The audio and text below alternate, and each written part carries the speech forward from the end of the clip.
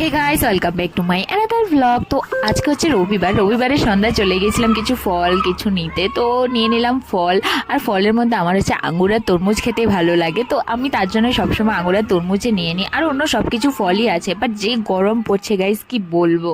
তো সবজিও নিয়ে নিয়েছি, কিছু সবজি নিয়েছি আর হচ্ছে ফল আর সবজি নিয়ে নিলাম হচ্ছে বিরিয়ানি। আজকে যেহেতু সানডে ছিল তার জন্য বিরিয়ানি নিয়ে নিয়েছি। গাইস, আমাদের বাজার টাজার করা শেষ, এখন হচ্ছে আমরা চলে যাচ্ছি বাড়ি। এই যে কচিল আলু পেঁয়াজ নিয়ে চলে যাচ্ছে, কারণ আলু 5 কেজি 100, পেঁয়াজ 5 কেজি 100। বিরিয়ানি, কারণ আজকে হচ্ছে সানডে, তো মাছ রান্না করেছিলাম, মাছ নাকি এই শেখো ছেলে খাবে না, তো তার জন্য বিরিয়ানি নিয়ে আসা। তো আমি এখন খেয়ে নিচ্ছি।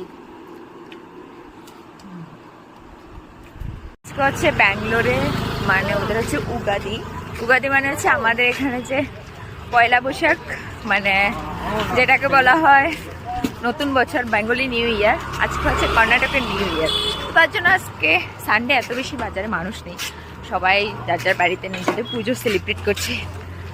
তো আমরা বাজার টাজার করে চলে যাচ্ছি বাড়ি। টাটা। তোমাদের যদি এই ব্লগটা ভালো লাগে তাহলে অবশ্যই লাইক কমেন্ট করতে ভুলবে না।